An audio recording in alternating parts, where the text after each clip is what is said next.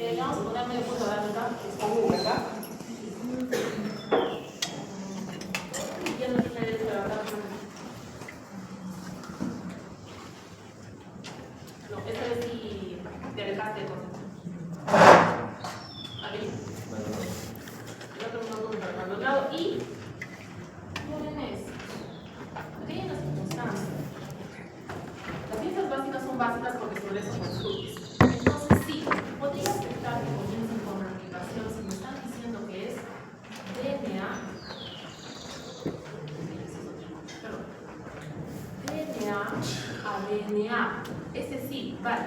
No es parte del dogma, pero el primer círculo es que el ADN genera nuevo ADN para una nueva célula, ¿verdad? El dogma en sí es que el ADN se transcribe a ARN y el ARN se traduce a proteínas.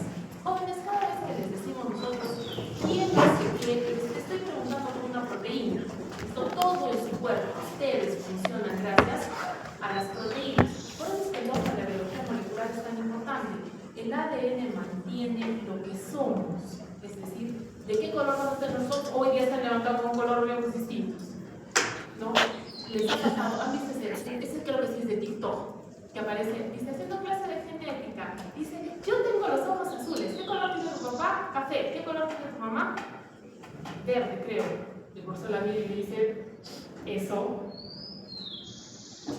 lo vamos a dejar. Y luego hace la clase y la chiquita se queda así pensando, ¿por qué? Los ojos azules son recesivos absolutos, tienes que tener todo recesivo para tener ojos azules, por lo tanto, tienes que tener antecedentes, no necesariamente en este par. Eso sí, se puede sacar una generación porque es recesivo, pero en tu línea tienes que tener ojos azules y por lo menos uno de los dos tiene que tener los ojos azules. Entonces hay cosas que no pegan, Entonces por eso es que esto es muy importante. Hasta que vino Retrovigidae y nos malogró el dogma de la biología molecular. ¿Por qué? Estos son ARN que se convierten en ADN y entonces eso no estaba en el dogma. Lo que hicimos fue ponerle otra flechita más. Si ya vamos a poner una flechita, ¿no es cierto? Entonces se puso una flechita que iba hacia atrás, que se llama transcripción reversa. Y ya de paso lo aventamos porque ustedes han comenzado la presentación, porque es el dogma original. Si ya le vamos a hacer una tarjeta de clase, ya le voy a poner todo, ¿cierto? Entonces, aquí esto es muy importante porque hay que aprender estas tres enzimas, son imperdonables y son eternas. ¿Listo? Si bien el dogma de la biología molecular ya no se ve tan bien, pero es así.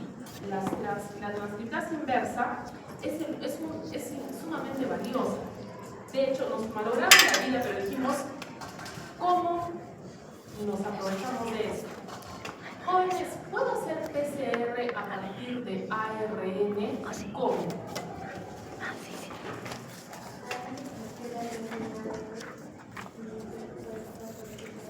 ¿Cómo?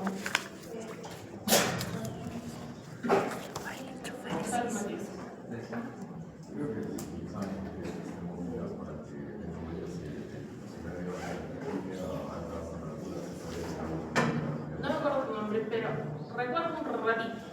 Estás hablando de Thermophilus aquaticus. Para los amigos, TAC. La TAC que se usa en el PCR. Ah, sí, no es otro. Muy bien. Pero por lo menos llegaron enzimas. Ven que ya estamos allá, las enzimas son proteínas. Sí, todo lo hacen las proteínas. Un grupo grande de proteínas son las enzimas. Entonces, ven que ya llegaron.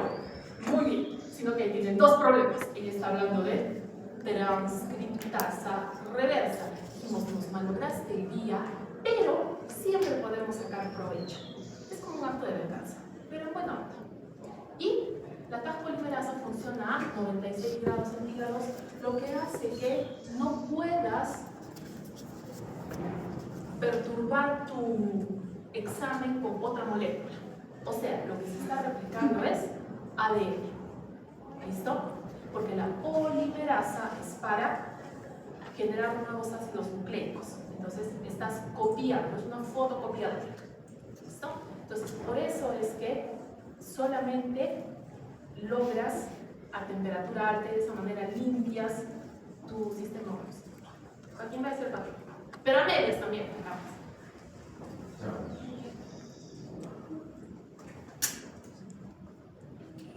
Supongo que eres Fiorello. Y Chávez tiene que ser Fabricio. Muy bien, ahora tiene derecho a esto. Esto es bien importante, jóvenes. La transcriptasa reversa es la que utilizamos para convertir RNA a ADN salud y poder utilizar PCR para virus de RNA. Esto es sumamente importante porque este es el fundamento de la carga viral. La carga viral es la que te dice cuántos virus VIH están circulando en tu paciente. Porque ya les he explicado a ustedes que el VIH no se cura. ¿Sí? Así, en la clase anterior, ¿cierto? Se controla, se limita, pero no se cura. Mi paciente se va a morir de VIH. Y eso lo tenemos claro.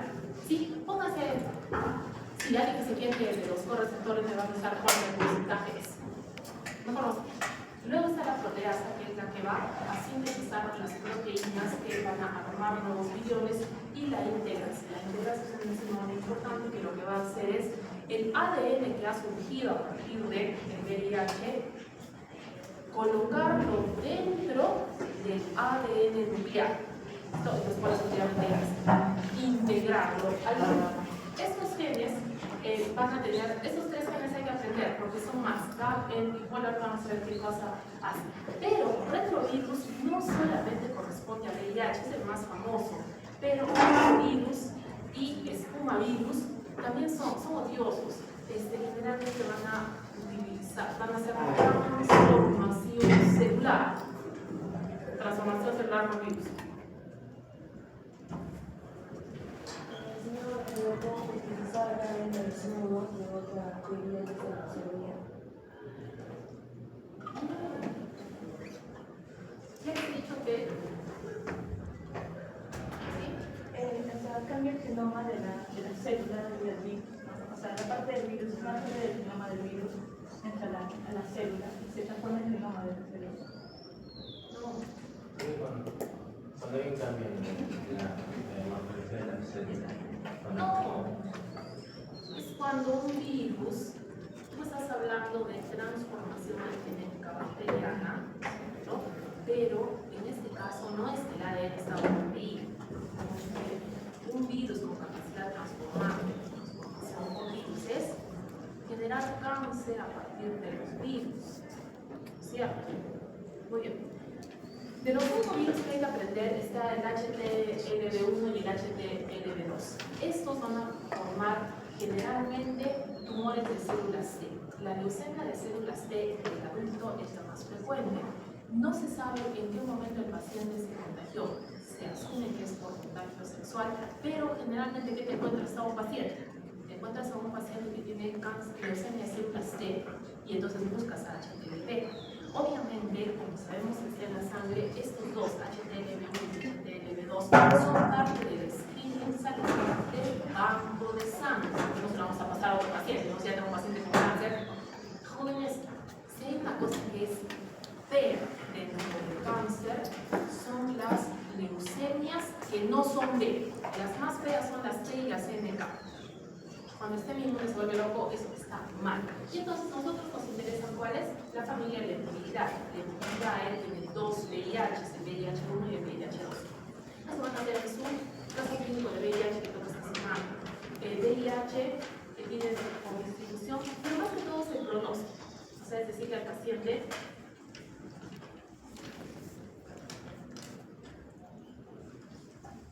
que en un caso es mucho más probable que el tratamiento sea, como les he contado, ¿cierto? De que el paciente vive un montón de años, mejor calidad de vida y por lo demás son más felices con los tratamientos.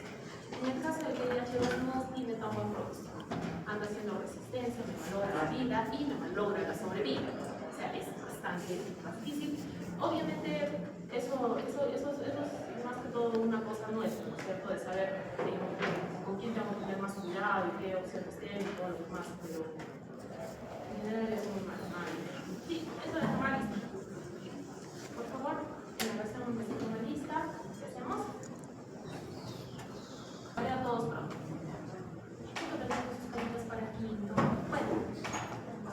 distinto, ¿no?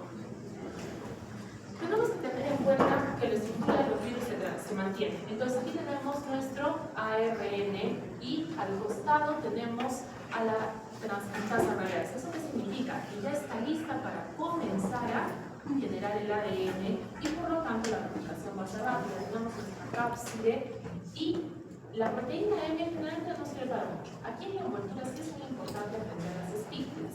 La cabecita, no llegó hasta ahí arriba, pero lo mismo desde arriba. La cabecita se llama GP120, eso tengo que aprender a buscar así por la eternidad. ¿Listo? GP120 es la cabecita. La patita que la une es GP41. ¿Por qué esto es importante? Porque estas son las moléculas que van a interactuar con la célula que será atacada por el VIH. Entonces dirán, doctora, ¿y no podemos generar anticuerpos que las bloqueen? Generamos un montón de anticuerpos y no sirve. ¿Por qué no sirve, doctora? Ese es problema de otro curso, pero no sirve. Entonces, ¿para qué sirven solamente los anticuerpos anti-GP20 y anti-GP41? Diagnosis. No bloquea. Jóvenes, VIH se descubrió aproximadamente en 1981, porque aparecieron todo lo que significa SIDA. O sea, que significa que todos los 70 el VIH estaba corriendo escapadamente por el mundo, sí. En 10 años el paciente comienza a generar SIDA, pero desde esa época, desde que se descubrió el VIH, que malogró el dogma de la regresión molecular, o sea, 43 años, 43, se está tratando de generar una vacuna, ni cerca, ni corazón, ¿listo? Porque eso es importante porque ahorita vamos a tocar con una experiencia, una parte de su vida que ha sido interesante. Entonces, por eso les dije que aprender los 3 genes básicos, GAP, POL y E. GAP va a ser muy importante porque tiene P24.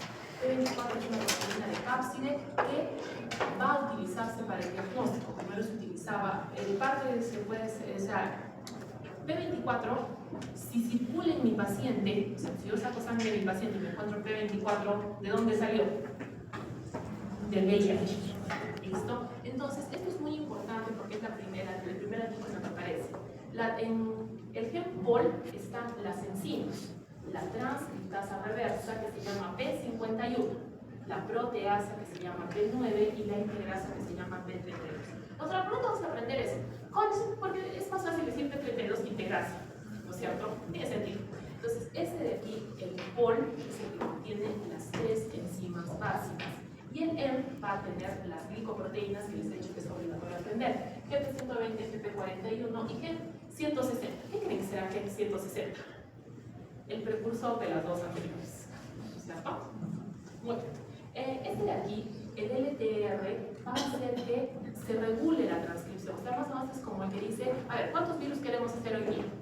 Generalmente son un montón de virus. Aquí también tenemos, por sus características generales, la facilidad de generar oncogenes. Pero esto va a ser al final. Primero se dedica a destruir el sistema inmune y luego va a ayudar a que se produzca el cáncer. Pero no son los únicos genes que existen. El GETA va a incrementar la expresión.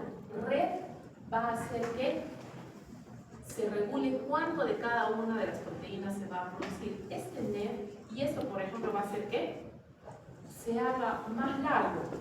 No, a ver, vamos a tomarnos un descanso. Esta persona nos ha caído bien, vamos a ver unos cuantos años más de vida.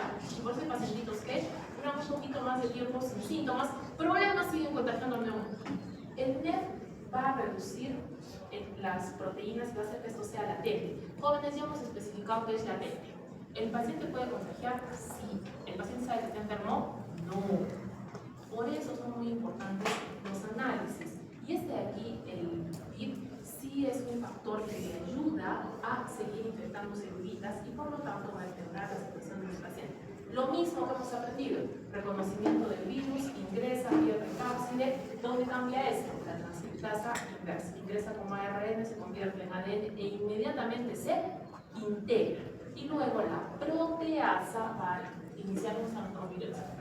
La proteasa va a iniciar la síntesis de nuevos viriones. Al comienzo, buena onda, va liberando primero viriones y luego ya son muchos, porque son muchos virus, matan a la célula. ¿Listo? Muy bien. Ahí está. Entonces, ¿por qué es importante esto? Porque obviamente los fármacos van a inhibir las 3 proteínas que los he obligado a aprender. Entonces, ¿cuál es el tratamiento del VIH? Inhibir la transcriptasa reversa, inhibir la integrasa e inhibir la polimerasa, ¿no es cierto? La proteasa, perdón, la proteasa. ¿Por qué?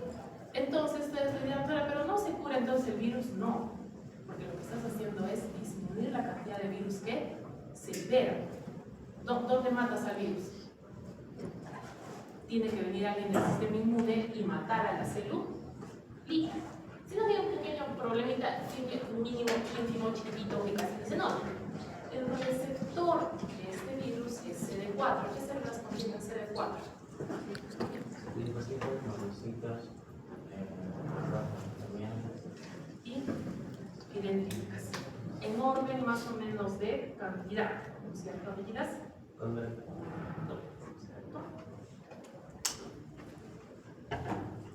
Si ya han dado cuenta, su compañero mencionó todas las células del sistema inmune. ¿Listo? Entonces el sistema inmune va a matar al propio sistema inmune. Usted ya otra que no se puede curar. No tenemos un caso reportado de por tratamiento se haya logrado la curación. ¿Listo? Lo único que podemos asumir, esperar, es que la celulita se mantenga viva con el virus dentro y libere muy poquitos viriones, ¿no es cierto? Y entonces ya entonces este paciente deja de contagiar, disminuye el riesgo de contagio, no se elimina. ¿Saben que ustedes quieran probar, ¿no es cierto? Como siempre les digo, a ver, decimos que ha disminuido, pero ¿cuánta gente se contagiará? No creo que alguien quiera hacer, averiguar esa parte, ¿no es cierto? Entonces hemos dicho, el PP120 va a ser quien reconozca a las células que son CD4. Entonces, los más abundantes son los limocitos de CD4, que son los helper, pero luego el sistema monocito macrófago y las células dendríticas. Estas células van a comenzar a malfuncionar, o sea, en lugar de dirigir al sistema inmune como linfocitos T, van a perder sus funciones y la respuesta inmunitaria va a disminuir. ¿Y entonces qué va a hacer? Que el sistema inmune en su versión celular va a disminuir también. Usted dirá, pero ¿qué partes entonces? Todas. ¿Por qué? Porque las células T le avisan a todo el mundo qué hacer. Son las que le dicen, tenemos que proliferar, clonar, pero al estar funcionando mal no van a producir anticuerpos de manera apropiada y tampoco van a matar a las celulitas. Entonces la infección no se consigue eliminar, eso no pasa. ¿Listo?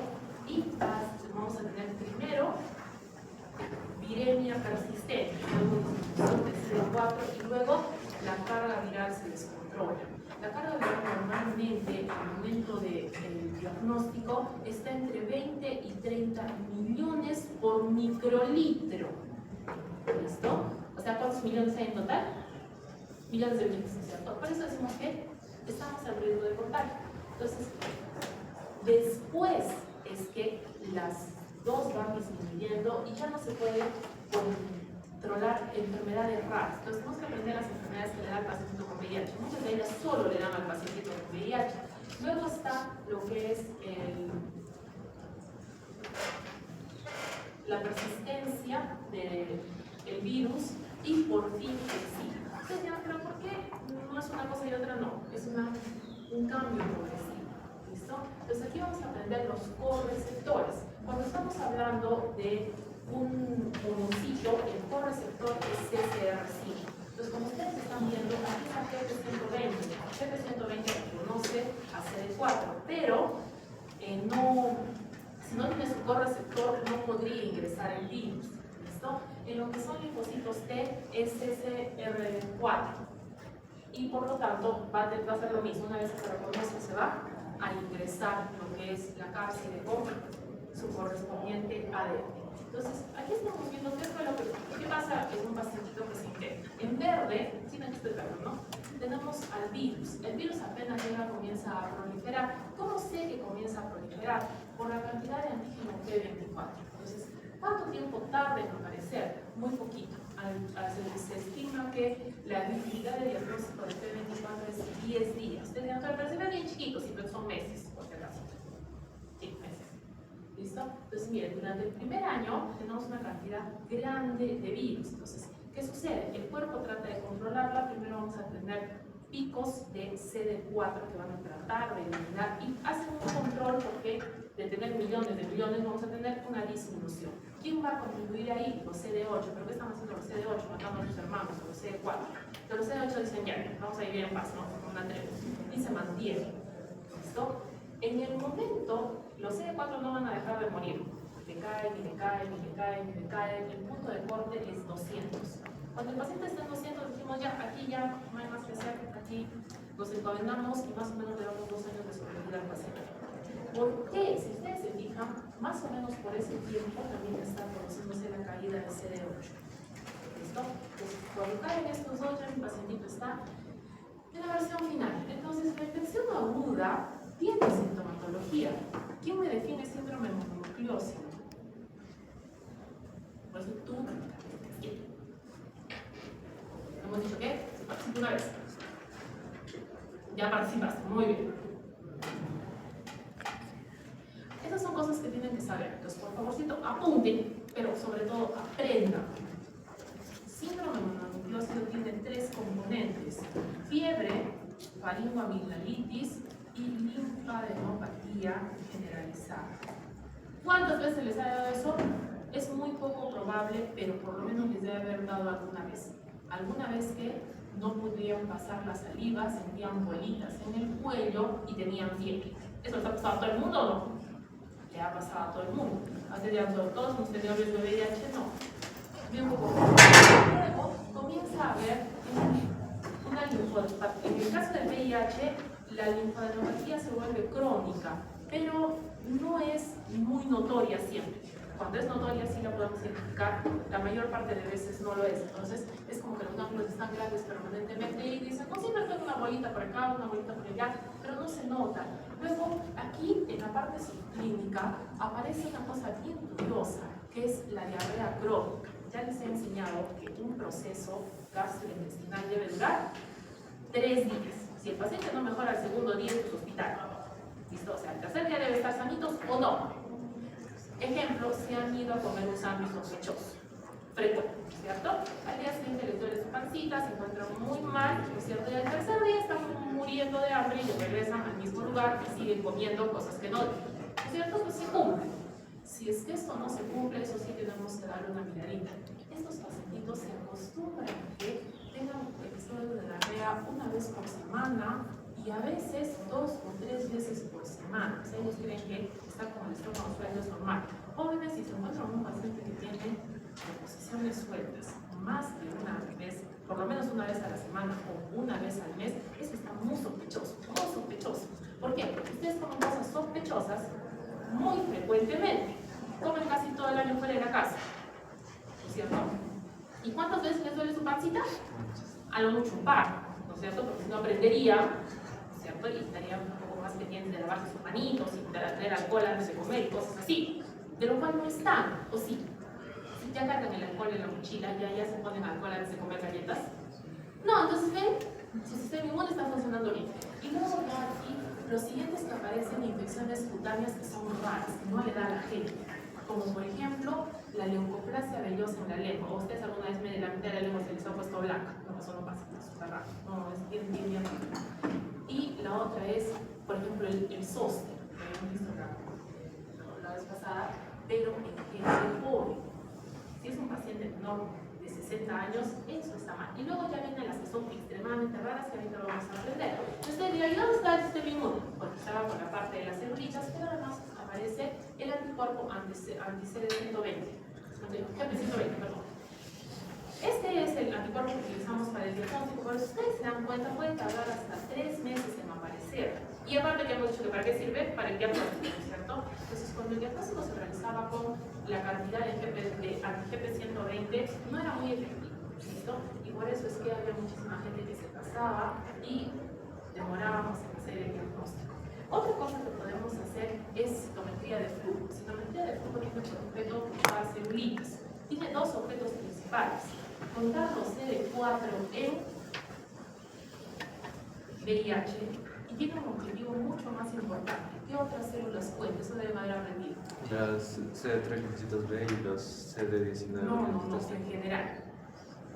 O sea, podemos contar CD4 para... Claro. Lo que estás escribiendo es el panel de Para citometría. trasplante. ¿Qué otra enfermedad se debe diagnosticar por citometría?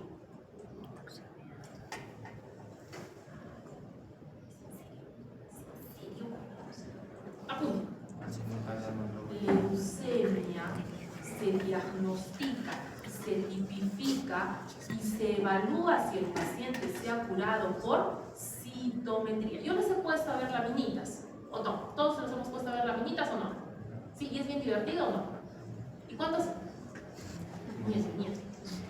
¿Y cuántas celulitas logran contar? Si están de buen humor, 20, 30, ¿no es cierto? Y están ahí sufriendo y pataleando. Jóvenes, para evaluar leucemia se cuenta 5 millones de células. ¿Cuándo terminaríamos?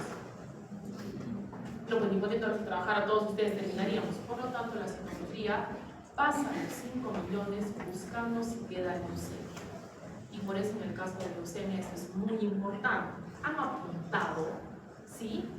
Jóvenes, leucemia sin citometría no va bien. O sea, hay que decir las cosas como son. ¿Por qué?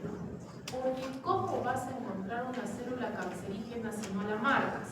Lo que estaba haciendo Segarra es marcar la célula, ¿cierto? Es como que yo diga, busco una celulita que tiene el cabello rojo, tiene lentecitos color café, se pone chaquetita azul, tiene zapatitos blancos. Ustedes me dirán, doctora, es la mitad de la facultad. Digo, de la universidad. Vale. Entonces tenemos que hacer el estudio antes de darle el tratamiento, porque si no, ¿a quién van a buscar? Porque ustedes vienen, son divinos, son realmente divinos cuando vienen al laboratorio y dicen, paciente que recibió tratamiento y queremos saber si se ha curado de la leucemia. Y dices, ¿y cuáles eran las características de la célula leucémica? Ah, no sé. ¿Por qué? Se hizo diagnóstico con lámina periférica. Le dieron el tratamiento completo y ahora queremos saber si se ha curado. Entonces, ¿se ha curado de qué? No sabemos. Divino, o sea, ¿sí me escuchan? Busque una célula que no sé qué cosa se pone, no sé de qué color es, no sé de qué tipo es. Entonces, ¿qué busco? No sé. Sí, no son divinos así. Pasan todos los días. ¿Listo? Entonces, por eso dicen, ¿por qué no le pueden hacer la citometría ahora que ya viene a este hospital? ¿Cómo voy a buscar algo que no conozco? ¿Sí? Es como que yo le diga a Matías que vaya a buscar a Joaquín. Es como si... Pero lo voy a encontrar. Difícil, ¿no? Es algo que me cuesta. Después tenemos a Rosario, también tiene una niña, pero es en otra facultad. Entonces, y le decía, aquí es tu examen, me miró. ¿Estás en tal sitio? Sí, tienes que examen conmigo si hay un examen. Entonces, pero si es que ella no sabe dónde buscar, ¿cómo la va a encontrar? ¿Entienden? Entonces, por eso. Lo que estaba diciendo Segarra es el fenotipo. CD3, ¿qué cosa es? Linfocito B, para el marcador para todos los linfocitos. Para el linfocito T. T y su otro nombre es TCR, receptor de células T. Por eso quería pedir CD3. Porque si ustedes se dan cuenta, él tiene razón en eso. No contamos los CD4 generales que nos dijo Miguel. ¿Listo? No cuento macrófagos, no cuento células dendríticas, solamente cuento linfocitos T. ¿Listo? Entonces, ¿por qué tengo que contar? Jóvenes, si yo les hago un conteo a ustedes ahorita, me van a dar 1000 a 1200.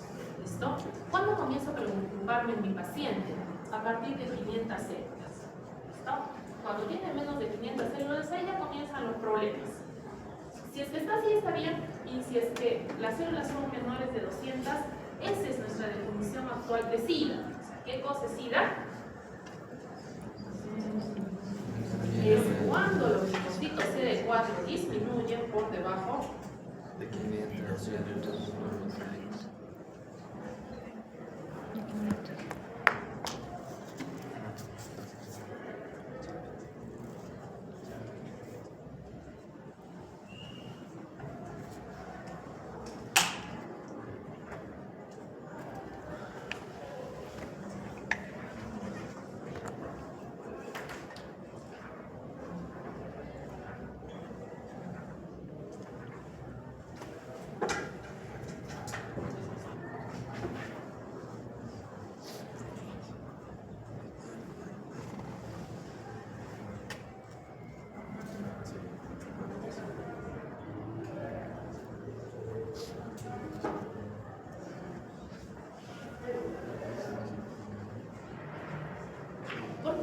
digo esto, jóvenes? Porque tienes dos opciones.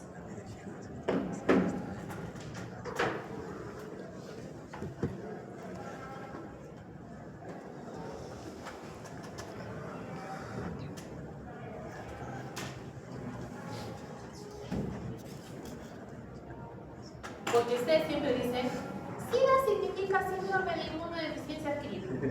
Eso es parcialmente cierto, pero eso lo aprendimos hace mucho. ¿Sí? Lo que te estoy preguntando es si tu paciente tiene SIDA o no. ¿Sí? Entonces, ¿qué vas a pedir? Un conteo de CD4. No tienes conteo de CD4. La otra opción es enfermedades definitorias de SIDA.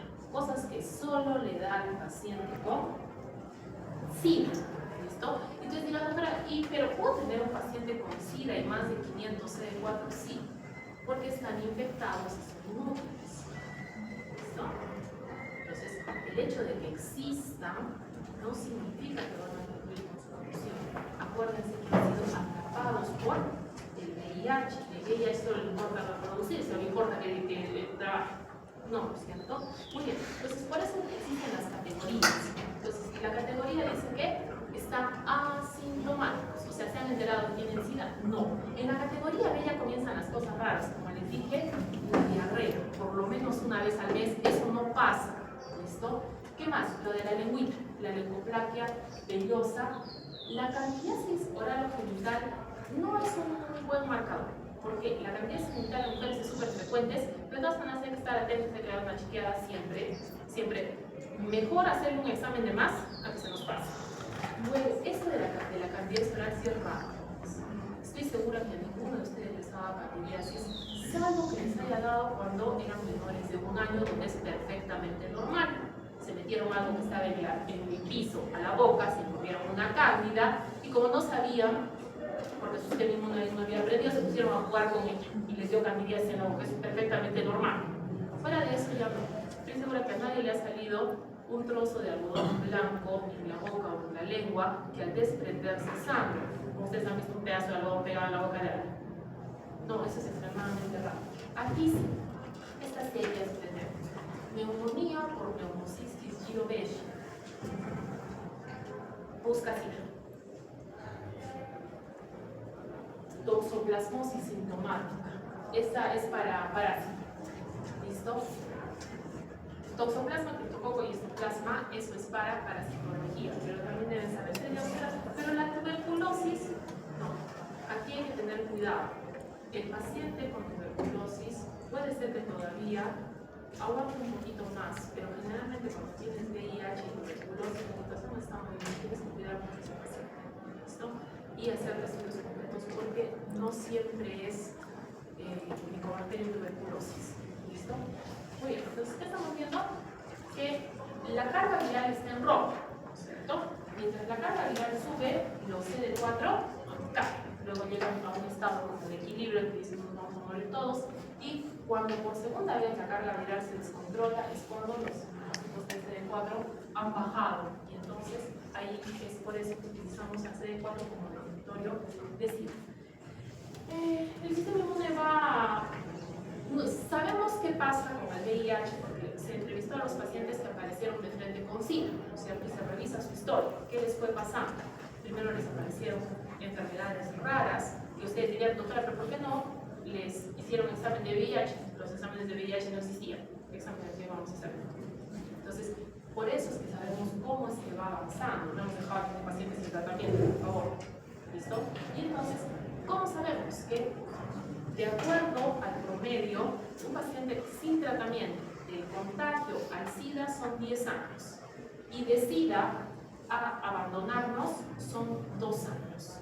Ustedes dirán, doctora, eso es bien poquito, pero recuerden que esto ha cambiado con el tratamiento. La sobrevida de los pacientes actualmente está por encima de 30 años. Entonces, pero el tratamiento es diario. Si se abandona el tratamiento o se hace resistencia, hay resistencia a los 3 fármacos, sí. Y eso ya es para infectología, pero existe la resistencia. Entonces hemos dicho que ya hemos definido mononucleosis infecciosa, ¿verdad? A ver, ¿coro? Fiebre. Fiebre. Faringoamigdalitis, ¿sí? Y faringoamigdalitis generalizada.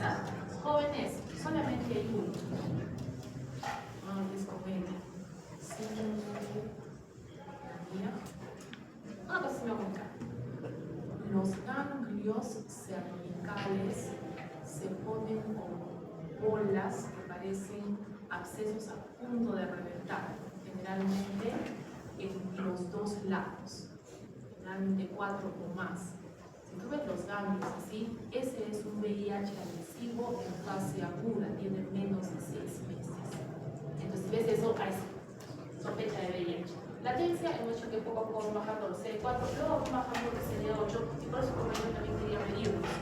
Se consideraba la relación CD4-CD8 como un marcador de bienestar del paciente. Últimamente han dicho que no es tan efectivo, pero seguimos contando, por si acaso, de repente ayuda. Y por último, aquí tenemos en la fase final, donde ya va a aparecer de todo, y donde aparecen los oportunistas. ¿Cuáles oportunistas son definitorios de SIDA? Candidiasis esofágica. Y el otro que les he dicho, neumonía por pneumocistis y Lobeshi. Y la tercera, meningitis, no, eso es de la competencia. No, de la competencia. Sí o no funcionar, que sí va a ser interesante. Bueno, no estoy para hacer la competencia. Meningitis por Cryptococcus neoformis. Meningitis por Cryptococcus neoformis. Doctora, ¿y el sarcoma de Kaposi por Sarcoma Kaposi también es cáncer. ¿Listo? También es definitorio de decisión. Entonces, las infecciones por oportunistas son un montón y ya he dicho que hay que. Estas son las protozoarios son de la competencia, ¿cierto? Estas son las intereses. Cándida ya les he dicho que no es porque aparezca la cándida. La que es definitoria de SIDA es esofágica. Si la cándida aparece en el esófago, el paciente tiene SIDA, punto. ¿Listo? No hay más que hacer. Cryptococcus neoformis se para meningitis y luego acá. Mycobacterium sí es definitorio de SIDA, pero eso te puede dar un poquito más de tiempo. ¿Cuál es el problema? Mycobacterium avium solamente le da a pacientitos con VIH. Entonces, cuando encontramos un paciente con tuberculosis y nos sale Mycobacterium no tuberculosis, lo más probable es que sea avium y es muy probable que este paciente tenga VIH.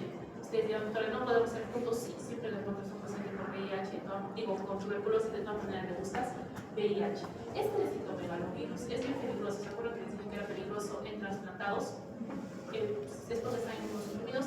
Aquí no los mata, lo pone feíto, pero no los mata. Entonces sí, van a aparecer muchas neoplasias por la disminución del sistema inmuno. Lo que sí dijeron sus compañeros es verdad, sarcoma de Kaposi es definitoria de SIDA.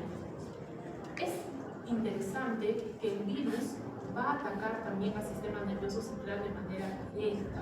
De hecho, va a incrementar la probabilidad de meningitis por la disminución del sistema inmune, pero puede causar por sí solo encefalitis. Ya les dije que es la encefalitis, ¿cierto? La meningitis que está más leve, ¿cierto? Y lo peor de todo es que el paciente poco a poco va a tener daño. Existe una, con las habilidades cognitivas demencia asociada a VIH que se produce con el pasar de los años. O sea, fastidia todo. ¿Por qué nos preocupa el SIDA pediátrico? Porque el SIDA pediátrico es más difícil de tratar, tiene muchísima menos sobrevida y va a generar cuadros mucho más severos, mucho más rápido. Por lo tanto, hay que prevenir que la gestante con VIH transmita al niño. Ustedes dirán, doctor, ¿cómo se ve embarazada si tiene VIH? No sabe la mayor parte de veces. Y entonces, cuando le descubres, cuando la llevan al hospital, le hacen los exámenes y le encontramos el VIH. Eso pasa muchas veces. Y no, lo otro también pasa. Yo he conocido pacientitas que tienen VIH y tienen 3 o 4 hijos. Así es que hay que estar siempre vigilantes de toda mujer que está. Y le va a pasar de todo el bebé, sobre todo la parte neurológica, van a condicionar con facilidad. Estas son las de la piel que les dije, la sarcoidosis facial. Es bien rara. Esta es la leucoplasia villosa. Es como esta parte sobre tu lengua, la vuelta blanca en la lengua, cuando toda la lengüita está normal, ¿no es cierto? Entonces, pero ya estamos entrando en etapa un poquito más avanzada. No es tan frecuente de ver ahora porque es muy frecuente que todos nosotros ya tengamos exámenes de VIH, ¿sí? Es probable que esté dentro de su... si les han sacado un diente, tienen examen de VIH. Cuando les sacan un diente, a un montón, ¿no es cierto? Si es que todos los que están operados tienen examen de VIH. También está está dentro de los nacionales, es muy probable que el centro no al ingresar a la universidad, hacemos campañas todos los años, ya no es tan frecuente, pero sí puede aprender. Neumocitis carini es el nombre de Neumocitis ginovecii, se acaba de decir, y Streptococcus neoformans, yo les había hecho de historia decir es dónde. Meningitis. El pulmón puede ser de otras personas, también le puede pasar a mi pacientito, pero en meningitis, mucho más rápido. Entonces hemos dicho, un adulto con bronquitis oral hay que sospechar. ¿Listo? Y si está en el esófago, eso ya es SIDA. La pilitis bacteriana, esta granulomatosis, ven ustedes cómo se han puesto como piedritas acá. ¿Sí? Entonces, a este paciente me avisa y cuando le ve, dice, no podemos sacarle el diente hasta que se haga exámenes. ¿Listo? Y aquí está esta sarcoma hematosis y comienzan con manchas que parecen al comienzo por quemadura solar, pero luego se vuelve color negro o violeta y que inclusive pueden aparecer en las mucosas. El sarcoma hematosis es casi exclusivo de SIDA. ¿Sí? O sea, y entonces habíamos dicho que para qué servían los anticuerpos para diagnóstico, pero estamos trabajando ahora con la cuarta generación. Eso lo vamos a ver rápido, pero la cuarta generación tiene dos parámetros: anticuerpos anti-GP20, GP120 y antígeno P24. De acuerdo a nuestro grafiquito anterior, P24 es el primer antígeno que va a comenzar a subir, ¿cierto?, apenas llegue el virus. Y por lo tanto, esto ha mejorado el diagnóstico de la prueba rápida. La prueba rápida que vamos a hacer, jóvenes, tiene una sensibilidad de 100% y una especificidad entre 98 y 99. ¿Dónde está el problema? El tiempo. Se calcula que son 10 días, pero nadie se fía.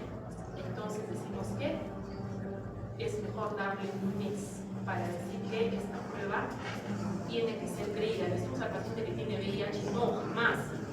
Porque hay que confirmar. Recuerda el protocolo nacional 12 ELISAs, que son pruebas de cuarta generación. ¿Dónde está la diferencia?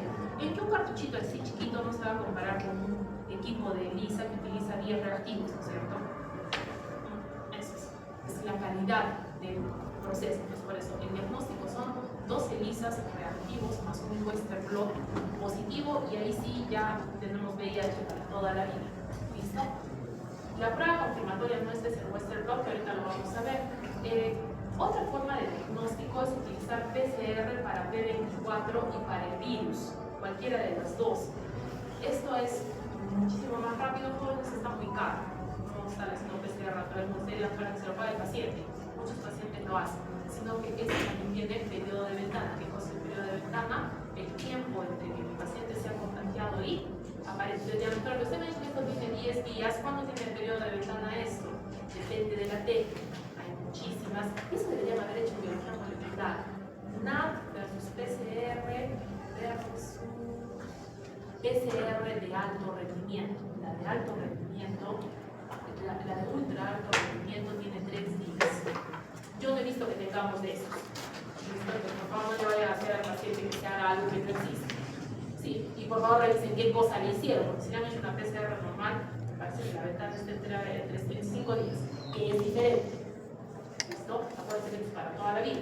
Se puede cultivar virus, pero lo hacemos para investigación, no para diagnóstico. Y obviamente la PCR es más sensible.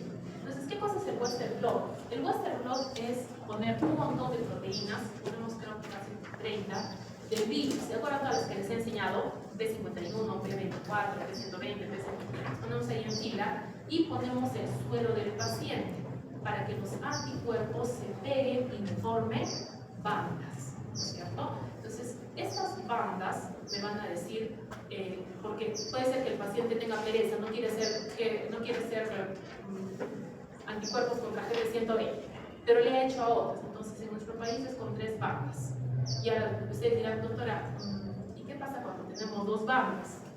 Sufrimos terriblemente y repetimos todo el protocolo.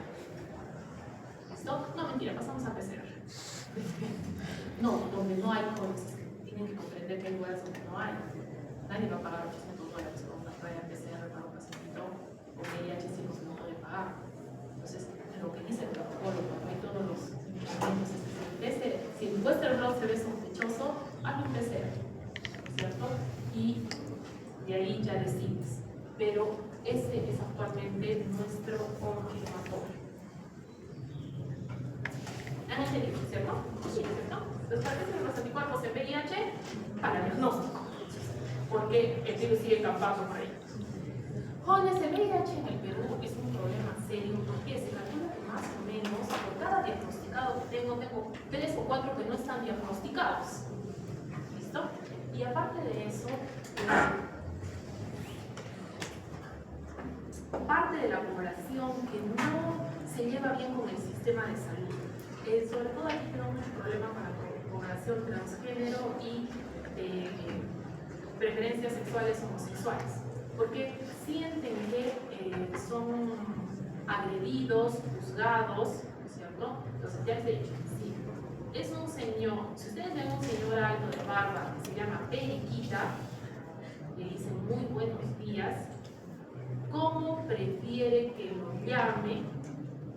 Y si dice, Periquita está bien, pues Periquita es. No señorita Periquita, no señora Periquita, Periquita. ¿Listo? ¿Por qué? Porque nuestra preocupación principal es que el paciente no se muera antes de tiempo, ¿verdad? O estamos en otra página, ¿sí? Porque quien quiere escribir novelas y criaturas del Señor, esa es otra facultad, está por allá, ¿listo? Cuando uno escribe lo que quiera, aquí no, aquí es o se muere el paciente o se muere el virus, y ustedes tienen que decidir de qué lado están, ¿sí?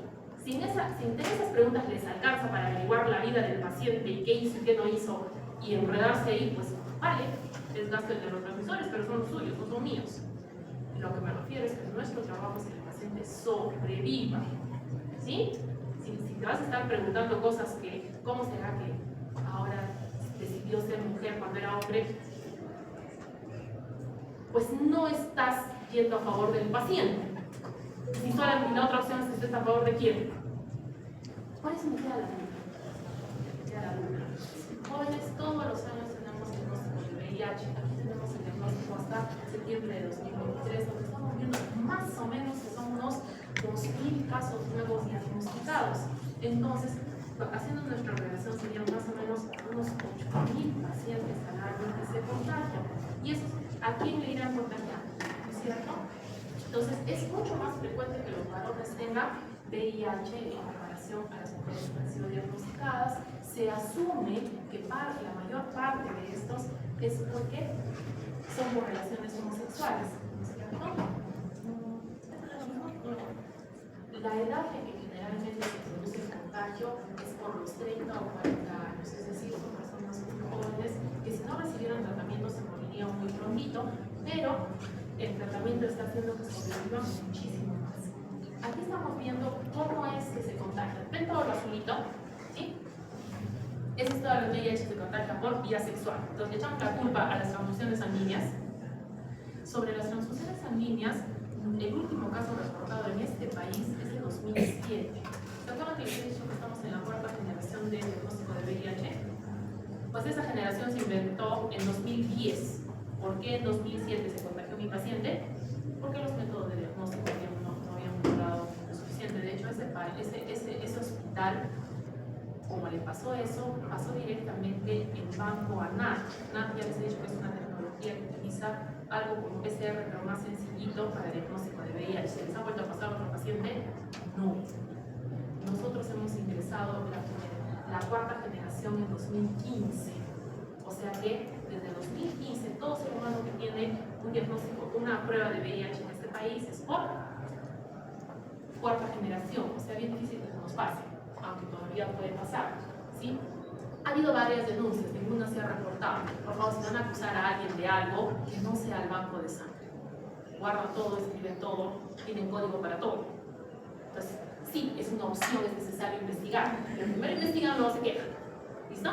Muy bien. Aquí tenemos todavía una parte que es la transición vertical, que todavía es visible. ¿Sí? La rayita amarilla significa que todavía hay mujeres que no son moradas por la que están protegiendo a los bebés. Esto es lo que les decía.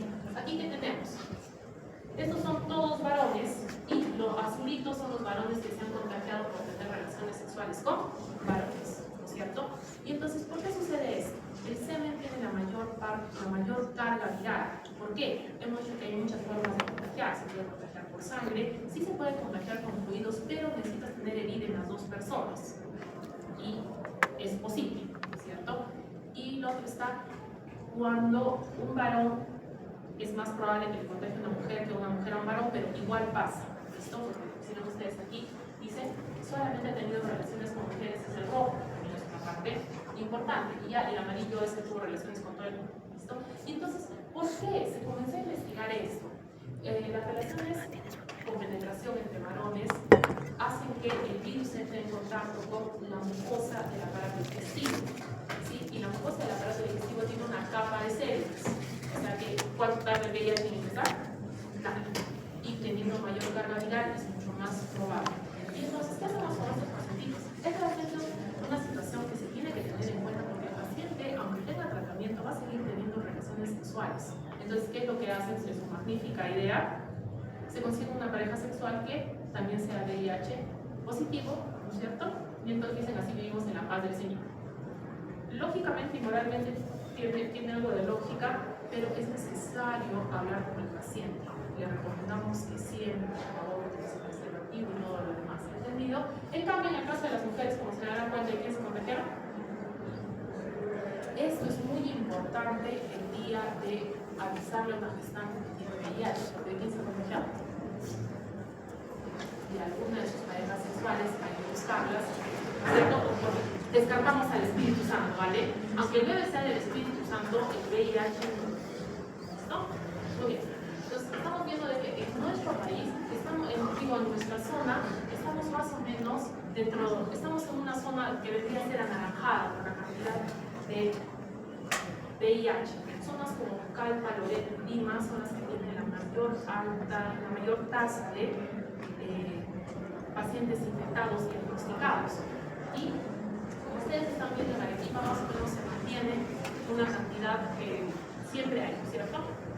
Y obviamente todos los años tenemos pacientes que entran en SIDA, porque no es lo mismo el VIH que el SIDA.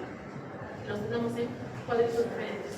Obviamente tenemos que tener en cuenta que los usuarios de drogas ilegales no van a esterilizar nuestras jeringas para utilizarlas de nuevo, ¿no es cierto? Y por lo tanto los preservativos van a disminuir, pero no van a anular la transmisión.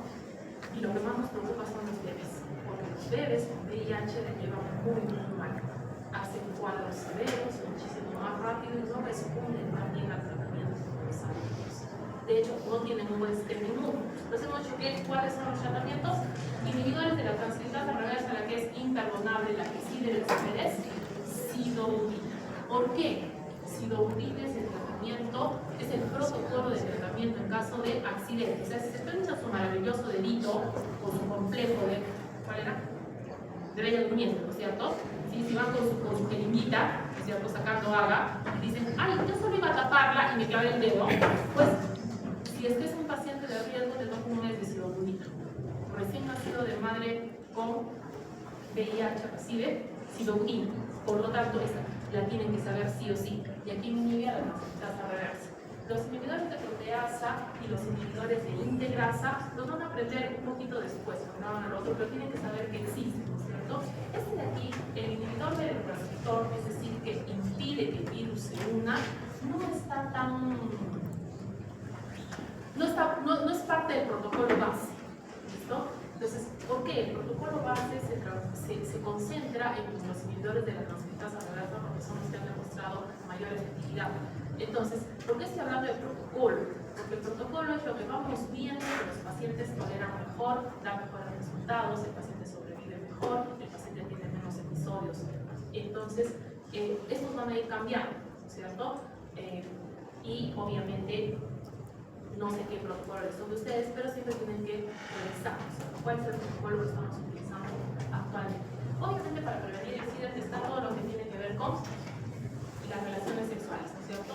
Obviamente aquí me falta, y obviamente sí, no puedo echarle la culpa al Espíritu Santo, es lo que corresponde a la abstinencia, y eso es porque tienen que hacer su charlita con tutoría de primer año, ¿no es cierto? Entonces, más que todo, el mensaje para el primer año es que la abstinencia es un derecho.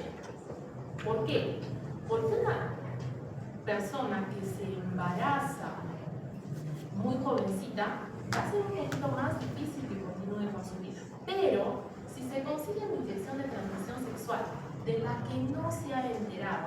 no reciba tratamiento a tiempo los problemas que pueden aparecer después, ¿cierto? ¿Qué problemas? Que no pueda tener hijos, ¿cierto? Que se encuentre un cáncer de hígado por haberse contagiado de hepatitis B. La hepatitis B es mucho más contagiosa que el VIH.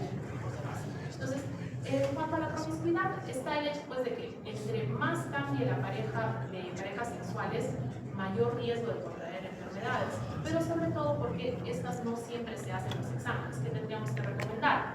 Que se hagan exámenes periódicos si es que tienen una vida sexual activa, porque muchas de las enfermedades no tienen sintomatología.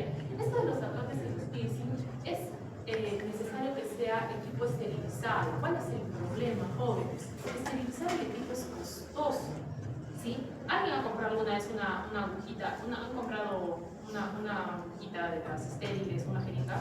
Ya, digamos que cuestan 20 céntimos.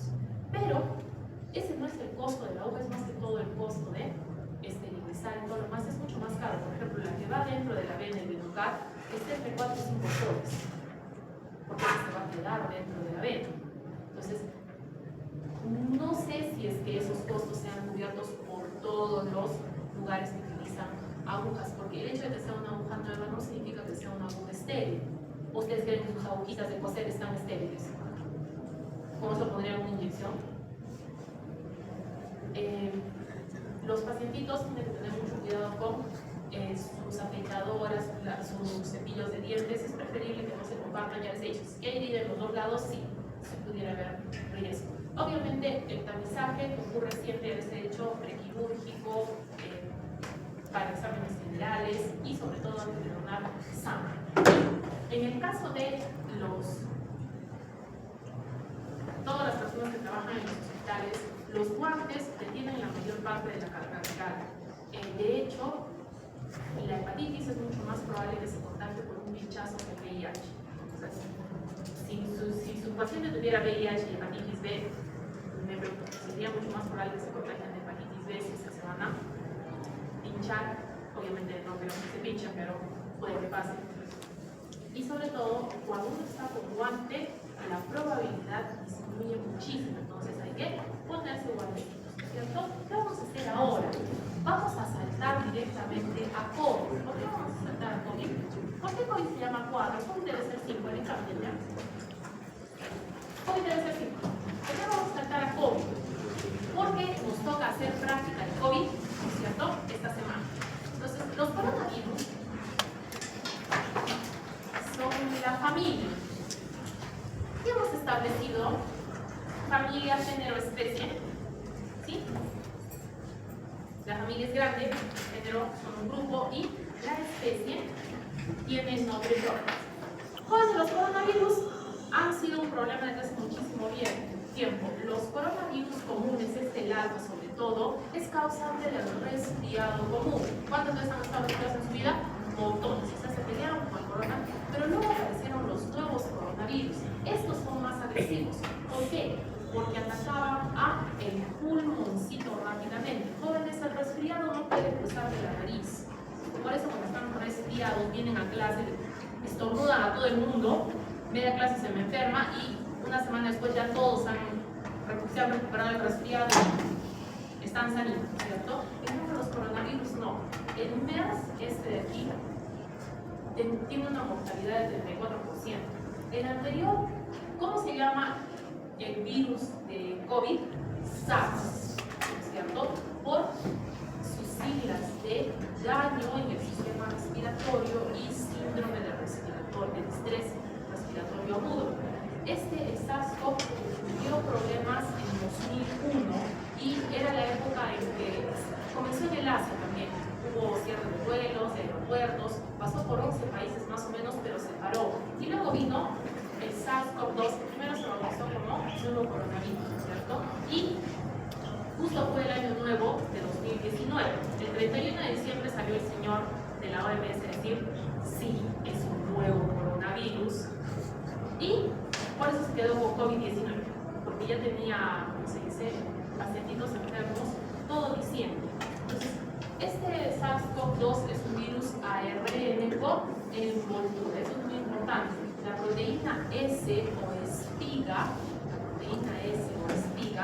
va a ser muy importante para la producción de la vacuna, porque los anticuerpos contra la proteína S son neutralizantes. ¿Qué significa neutralización?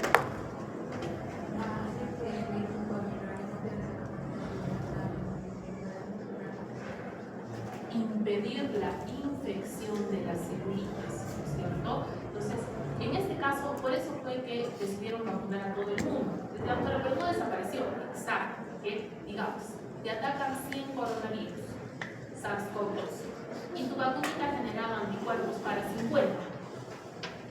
¿Te vas a enfermar? Sí, porque tienes 50. ¿Te vas a enfermar feo? No, porque ya te encargaste de parte de los apellidos. Bien. ¿Listo? Muy bien. Entonces, ahí lo estamos viendo y... ya es de la familia beta coronavirus. Ya les he dicho que el resfriado es de los alfa. Este de aquí tenemos que aprender. Su receptor es el ECA. ¿Sí? El ECA, ¿qué es ECA? De acuerdo a fisiología.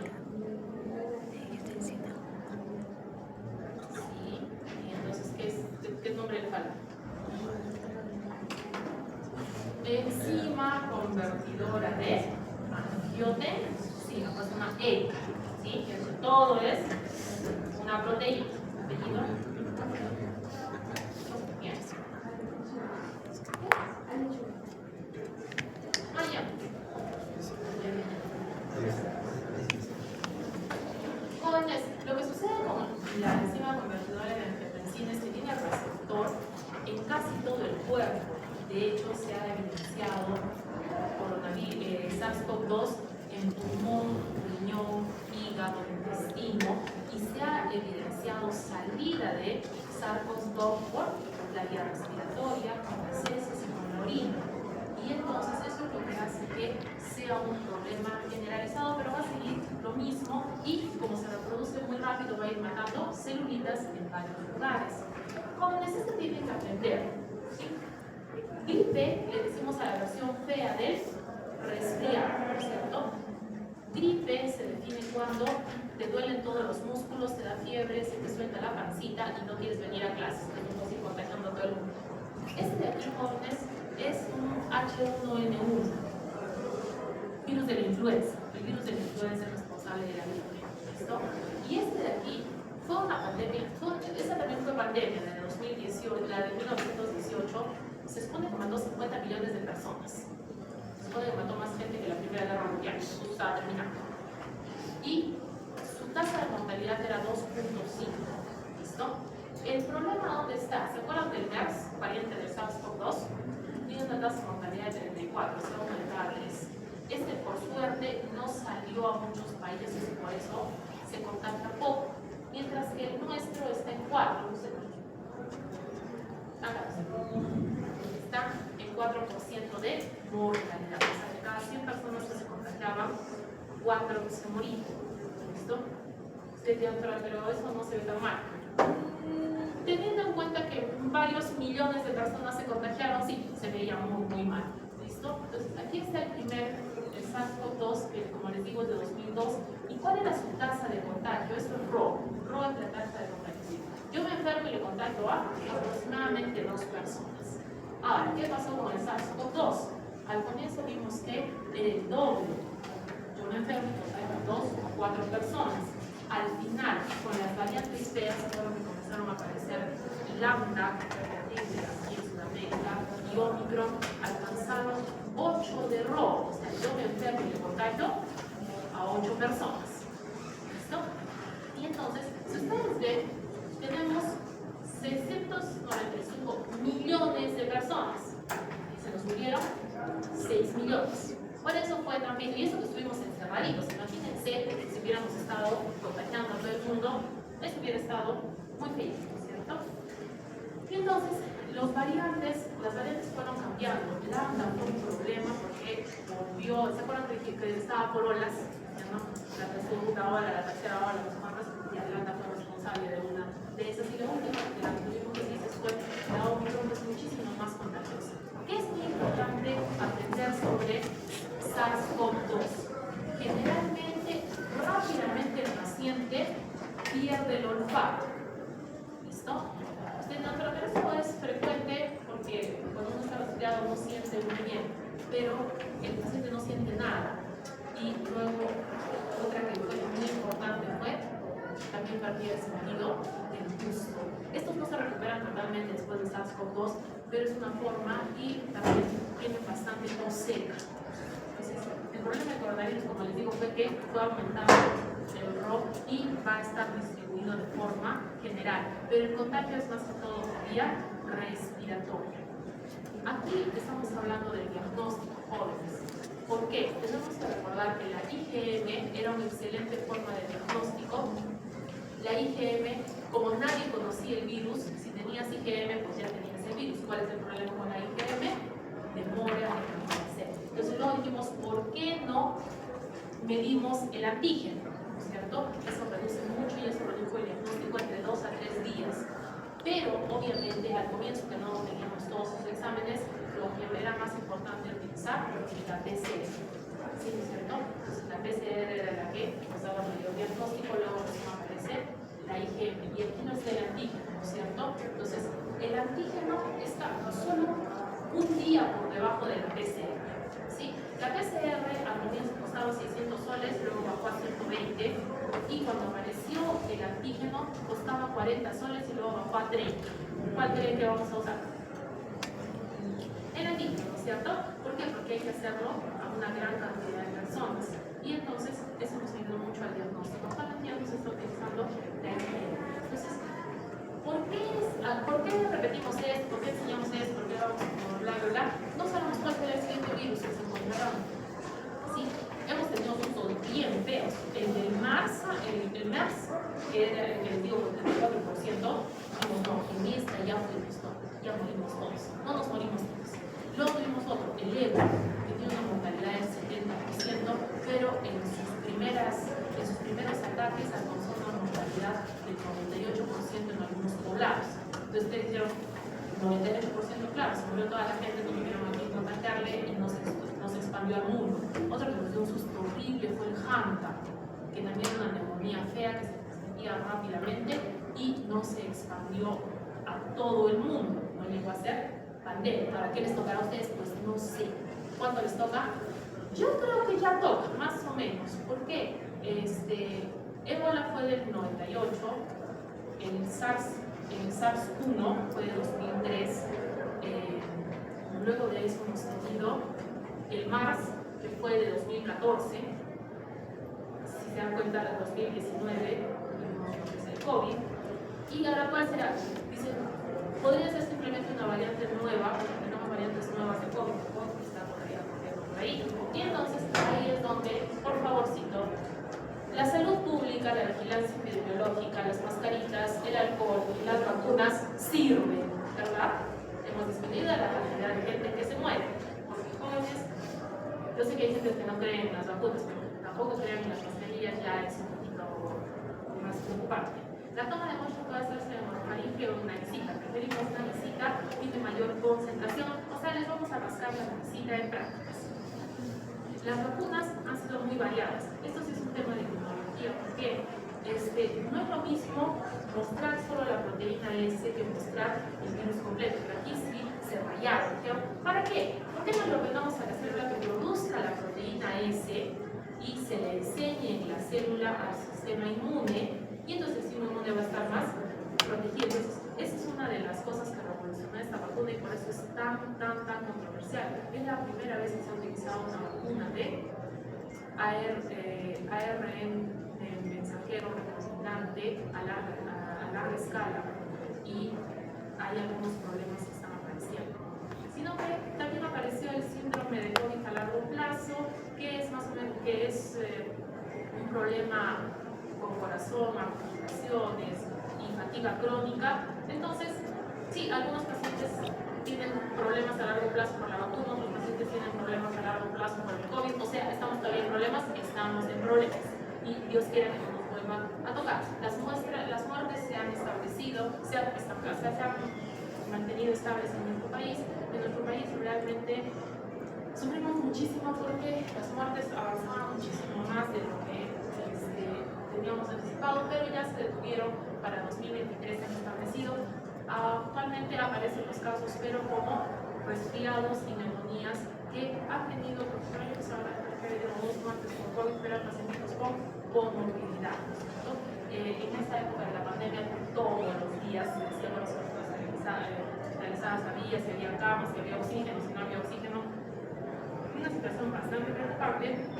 ¿Y cómo estábamos yendo? ¿Por qué? Porque todo el mundo quería salir de su casa, ¿verdad?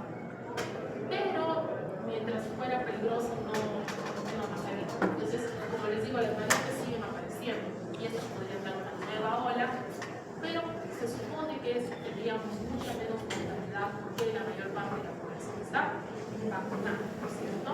Muy bien, y hemos hecho todas las medidas servían y tenemos que cumplirlas, ¿cierto? Muy bien, entonces, a ver, COX. Ahora nos toca COX.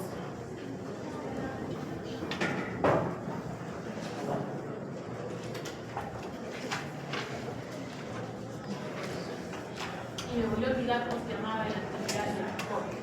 No es muy efectivo, honestamente. Le hicieron una actividad que costaba una barbaridad, mejoraba el tiempo de hospitalización, pero no es para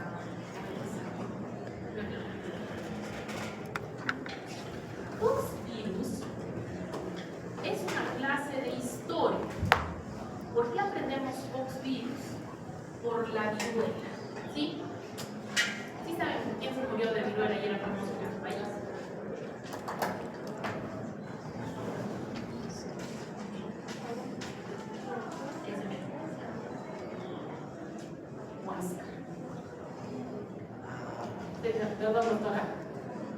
Sí, la viruela es una enfermedad que no tenía curación y fue la primera. ¿Y por qué la estudiamos, jóvenes?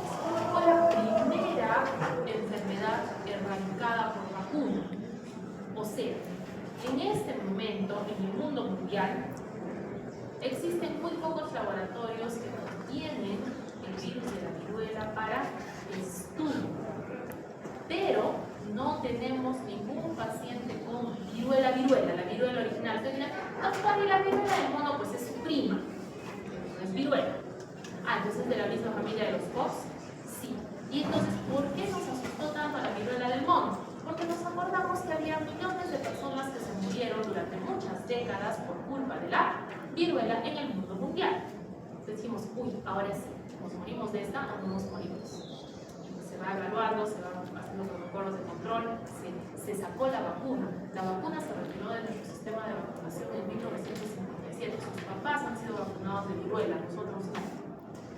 Después dijimos, uy, ¿dónde estaba esa vacuna? Todavía producimos, podemos ir, entonces sacaron, compraron y le pusieron a personas de riesgo, por ejemplo, el personal de salud que atiende en UCI y en emergencia, porque no había para todos. Pero nosotros no tenemos vacuna contra el viruela, ustedes algunos tienen. No, son personal de salud. No tienen. Entonces, y fue la cosa más curiosa del mundo. Si la viruela es mortal, ¿agarrarían un virus de viruela y se lo pondrían a un paciente? No, usamos la estrategia de tuberculosis. Entonces, ¿qué le pusimos? ¿Qué le pusimos? No.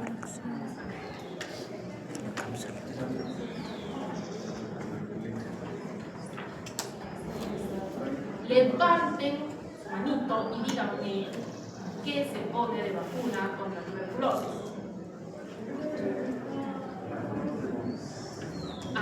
Es otro microorganismo, ¿cierto? Ya les he dicho que atenuado significa atontado, ¿cierto? No, jóvenes, si mató pueblos completos, no íbamos a ponerle una viruela atenuada. Eso está muy radical, no, eso no se hace. No se hace hasta que lleguemos a polio, porque sí lo hacemos.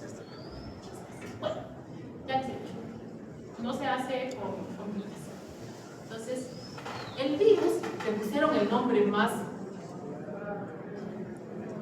Había una enfermedad que se llamaba, la enfermedad se llamaba viruela. Le agarraron un virus y le dijeron, te vamos a llamar virus vacuna, porque eres primo de la viruela y te vamos a utilizar en la vacuna de la viruela. tenemos un virus que se llama vacuna.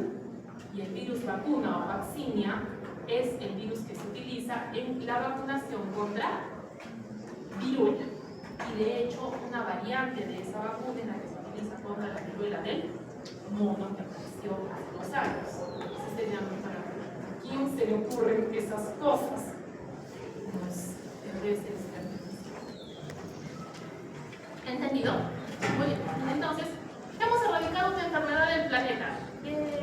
La única. ¿Cuál es? Viruela. Por eso les llamamos poxvirus, porque son todos los virus de la viruela. Y nos preocupa porque la viruela mataba gente a diestra y siniestra. La tasa de sobrevida estaba por el 10%. Eso está bien feo, ¿no? ¿Sí? ¿Ustedes creen que esa gente de Instagram quiere hacer viruela parties? Toda la familia poxvirus es un virus DNA bicatenario que se va a introducir a la celulita y en el citoplasma va a generar estos cuerpos de Guarnieri y son muy importantes para el diagnóstico, sobre todo cuando hacemos biopsia. Tenemos un montón de virus y una familia son los moluscovirus, que son los del molusco contagioso. El molusco contagioso, jóvenes, es una infección muy frecuente. El molusco contagioso sí vamos a ver, y este va a estar sobre todo en forma de pápulas, que son blanquecinas, como si hubiera caído cera a mi paciente y se hubiera quedado ahí. Son muy blanquitas, pueden aparecer tanto en niños como en adultos, palmas y plantas de las manos también. Ahora, ¿se confundirá esto con sífilis? No, estas son como pápulas que parecen que se le ha pegado un trozo de silicona. Ustedes es más fácil que lo entiendan. Si como si un trozo de silicona se hubiera pegado ahí, y se hubiera quedado de forma brillante. Entonces, molusco contagioso es bien frecuente de encontrar jóvenes. Estamos viendo ahí cómo estas pápulas están así redondeadas, ¿cierto? Y pueden aparecer en la zona genital o en las zonas expuestas. Es bien contagioso. Jóvenes, agarraremos a este paciente y lo examinaremos con nuestras manitos desnudas. No, para eso utilizamos siempre guantes, si acaso, ¿cierto? Luego tenemos los ortopoxvirus, que son un montón, ¿cierto? Vamos a comenzar con el búfalopox. Este está asociado a tener contacto con animalitos que viven en el bosque, como el búfalo de agua, y aquí aparecen pústulas. ¿Qué es una pústula? Vesícula con líquido pus. ¿Qué es pus?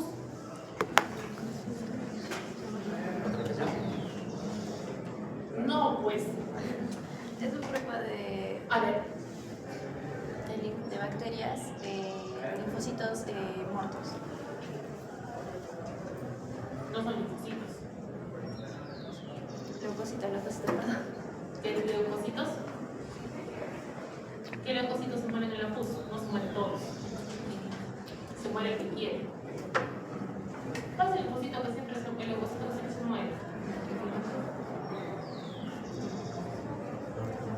Los polimorfonucleares siempre se mueren, ¿cierto? Sí, no es broma, viven 3 días. ¿Tú llegaste a decir algo? ¿La película?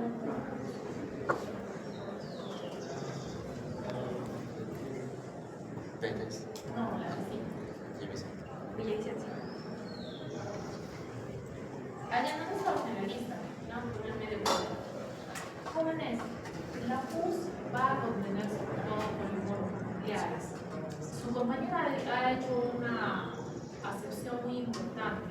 Es muy frecuente que la pus contenga bacterias, pero en el caso de estas pústulas son estériles. ¿Cómo así? Agarras la pus, la siembras y no crece nada. ¿Por qué?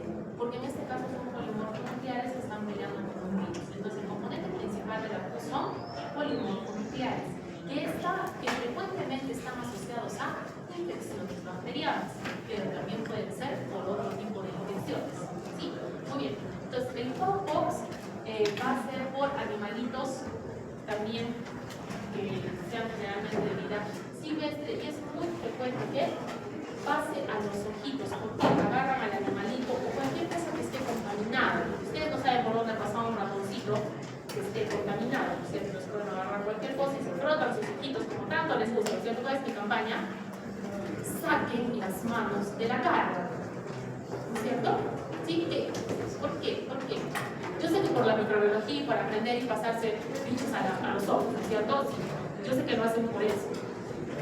Pero ya les dije que la versión de se descarrió ya no, ¿no es cierto? Ya pasó, ¿sí? Carita, este de aquí, ponles por favor. El virus originalmente atacaba a monitos y por eso se llamó viruela del mono, monkeypox. Actualmente se considera una versión, por lo tanto, el nombre de la enfermedad se ha transformado a viruela simiana, ¿cierto? Y esta de aquí es por contacto directo, va a generar bastantes lesiones y se asoció con contacto sexual entre personas homosexuales, pero la verdad le puede pasar a cualquiera, sino que es simplemente contacto con piel. Inclusive hubo personal de salud que, como las lesiones al comienzo no son características, atendió al paciente y se convirtió por estar sin guantes, ¿cierto? Aquí está el de la vacuna, ¿cierto? Este fue el que utilizamos para las vacunas. En los animalitos va a llamarse vacina, pero cuando colocas la vacuna se puede generar una necrosis de la zona, eso se llama eczema vaccinal. O sea, esa vacuna sí era peligrosa, sí era muy peligrosa, había que vigilar. Quedaba feito. Pero estaba más feito la viruela. ¿Cómo se llama el virus? Variola. ¿Cómo se llama la enfermedad? Viruela. ¿Les puede dar viruela ahorita? Salvo que se metan a uno de los laboratorios donde se investiga con ellos y no oculen, ¿cierto? ¿Sí? Igual que lo de los monitos en la cara, ¿verdad? Puede pasar, ¿no? Entonces ya toca, pero si no hay gente enfermita de viruela, ¿para qué lo guardan al virus? Teóricamente como investigación. Alguien dice que es súper contagioso y como ya no estamos vacunados, alguien dice que podría ser una arma biológica. Pues hacer, no sé por qué lo guardan, pero esta está erradicada. Entonces, por favor, no pueden diagnosticar a nadie de viruela pura, ¿sí? Pueden diagnosticar la de viruela simiana, pero no de viruela pura, por favorcito. Y por eso nos asustamos tanto, porque son de la misma familia. Y cuando son de la misma familia tienen características semejantes. Ahora, eso de matar a miles de personas, pues no se le dio a este por suerte, porque por suerte, honestamente. Entonces, ¿qué estamos viendo? Ven aquí cómo estamos viendo las pámpulas brillantes y en el centro tiene una zona un poco más hundida. Este es un falopox que al comienzo puede dar también inflamación. Es sobre todo para estar agarrando animalitos, ¿cierto? El cowpox también recibe como nombre enfermedad por ordeñar, obviamente porque causa un poquito, vaquitas, ¿cierto? Y miren ustedes cómo se forman las lesiones que son elevadas y al centro van a tener necrosis. La viruela simiana, el monkeypox, comienza como unas pústulas umbilicadas. Todo el mundo tiene un huequito aquí. Entonces, esta es una pústula umbilicada que puede aparecer en lugares expuestos y también puede aparecer en la zona genital porque el contacto también es cercano, ¿cierto? En el caso de monkeypox vamos a tener en que comienza con manchitas. Primero la pámpula está planita, entonces inocentemente alguien puede ir a agarrarla o no. Sí, y entonces recién se vuelve una vesícula y se llena de pus, que es una pústula, luego aparece la costra y se va a necrosar. Ven aquí, la costrita ya se está necrosando, está en las últimas fases. Entonces, ¿qué vamos a hacer con este paciente? Cuidarlo, así la pequeña. ¿Se acuerdan del virus vaccinia? Este es un paciente que le cayó mal la vacuna, ¿listo? Y le dio vaccinia para que no esté ya doctora. También le pusieron el mismo nombre a la enfermedad. Sí, ¿para qué? O sea, ¿por qué generar diferencias, ¿cierto? Si le podemos decir virus vaccinia, llamarle enfermedad para la vaccinia y usarlo para curar la viruela. Jóvenes, nosotros hemos tenido viruela en el país un tiempo. De hecho, pregúntenles a las abuelitas cuántas personas conocen con el apodo de fiebre o fiebre. Dicen, esa es la fiebre. ¿Cómo se llama? No sabemos, siempre lo hemos dicho fiebre, porque sobrevivió a la viruela y tiene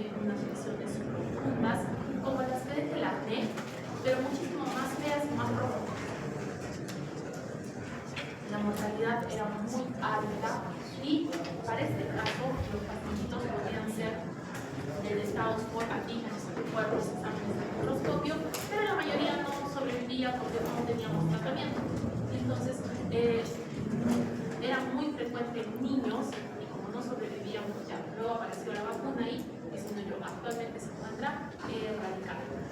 Para los virus tenemos el nódulo de Milker que se va a producir en vaquitas que contagian a las personas, que es una úlcera. Y luego el virus SOR, que también va a estar asociada a animalitos de leche, las vaquitas y las cabras. Entonces, ¿para qué nos estamos mandando molestando a esos animalitos? Pues porque hay que extraer leche. Es muy frecuente y va a aparecer sobre todo en las zonas de contacto. Ahí están viendo las lesiones en el nódulo de Milker, van a ser también pápulas elevadas que tienen el centro un poquito deprimido, en este caso es justo.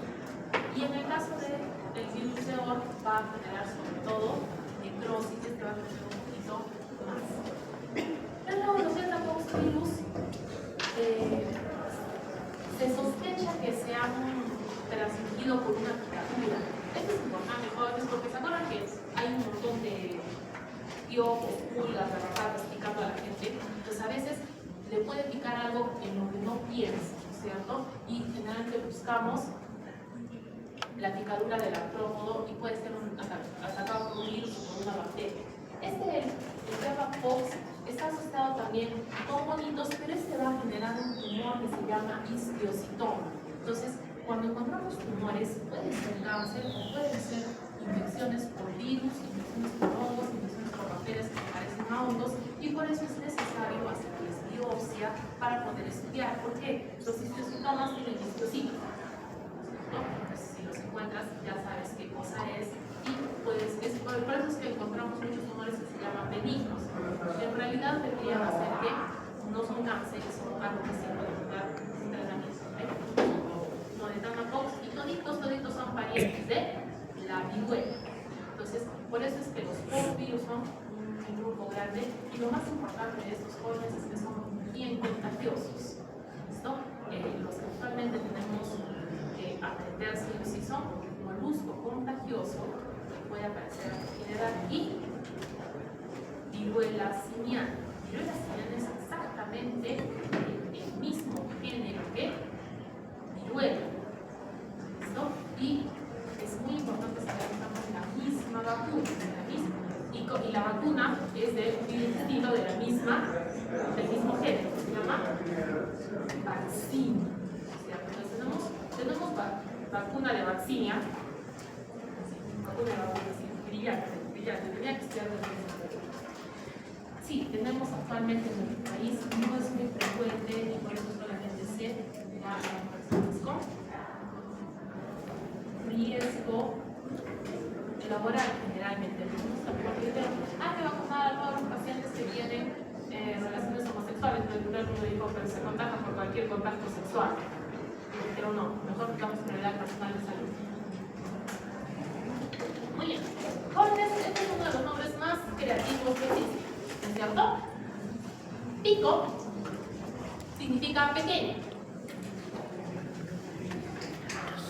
¿Qué son?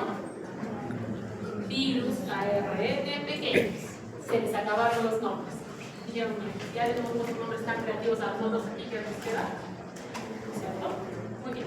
Sino que Picornavirus es una familia. ¿Qué géneros son patógenos para nosotros? Rinovirus. ¿Qué creen que es el rinovirus? Resfriado común. Entonces, mira, pero tenemos acá a decir que el resfriado es corona alfa. También, entonces, son un grupo de virus que dan resfriado común. Los enterovirus son feos, eso hay que aprender. Un enterovirus peligroso es polio. ¿Y qué creen que será el parnavirus? Virus, hepatitis A. No, jóvenes, esta no es la C. No es el nombre. El parnavirus solamente es A. ¿Listo? Muy bien. Entonces, comencemos. Los rinovirus requieren menor temperatura. por lo tanto solamente se puede, lo único lugar donde tenemos poca temperatura es la zona de la naricita, por eso no puede causar más problemas, por eso el resfriado estornudan y estornudan y estornudan y estornudan y me contagian a media clase, pero luego se debe curar, ¿no es cierto? Es súper contagioso, por eso es que una persona estornuda y ya me contagia. La congestión nasal, los estornudos ustedes que lo saben y son muy frecuentes. Jóvenes, hay que darles calma, paciencia y paracetamol, ¿cierto? Es lo que necesitan, porque su cuerpo tiene que eliminar a las células que se han infectado, no puedo hacer más. Ya doctora, pero sufro, sí, o sea, sufre usted, pero necesita usted sufrir. ¿Qué puede hacer? Entonces, jóvenes, una cosa es el resfriado y otra cosa es la gripe. Entonces, ¿qué hemos aprendido aquí? Que tenemos a los rinovirus y a los corona de qué familia? Alus. Esto se resuelve rapidito. El dolor de cabeza no es muy fuerte, el dolor lumbar, el dolor muscular está asociado a infecciones más severas como la gripe y el coronavirus y el SARS y el COVID, ¿no es cierto?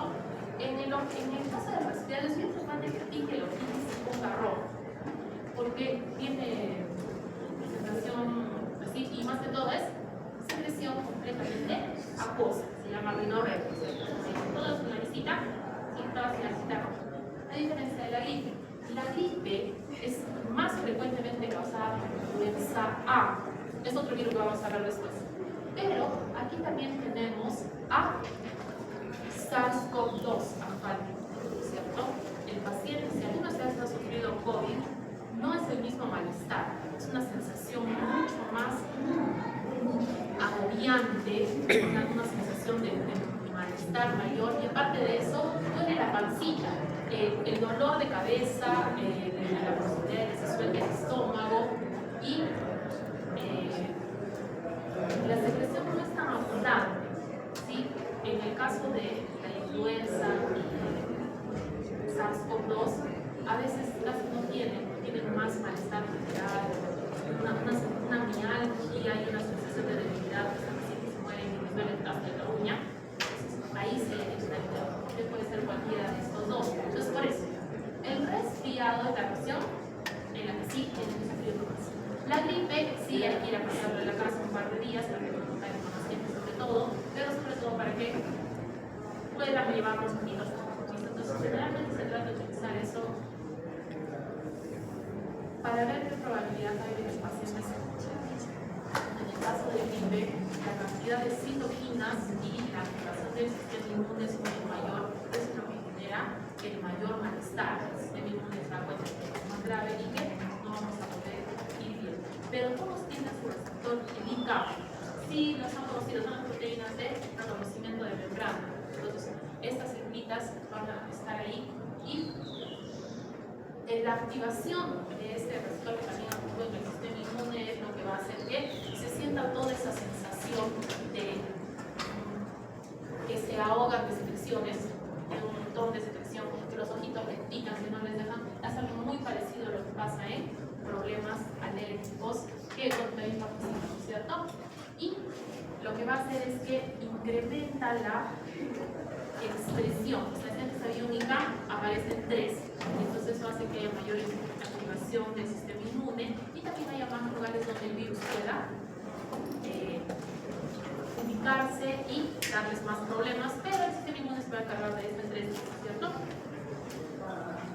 Muy bien, nos vamos a quedar en los rinovirus, hemos dicho que todavía nos faltan 2, los entero y el eparma, ¿cierto? Muy bien. Jóvenes, para el resfriado uno se puede sobrevivir en las manitos, por eso cuando se ponen así un manito, todos los virus están ahí. Luego, ¿qué van a hacer? Van a agarrar su pancito, ¿cierto? Pero como buenas personas le van a compartir la mitad a su compañera, ¿sí? No sé si le están tratando de invitar un sanduchito o le están tratando de que se enferme, me queda la duda así. ¿Listo? Entonces tengan en cuenta que las manitos son un nivel de transporte también de virus. No sobreviven tanto como una bacteria que sobrevive. Y obviamente en la saliva también, por eso cuando están hablando y las bolitas se expelen, igual que cuando estornudan. Entonces, por eso se les recomienda estar con más. Entonces vamos a quedar en el enterovirus. Género, aparte de la familia de los picornos. ¿Listo? Muy bien. Ahora,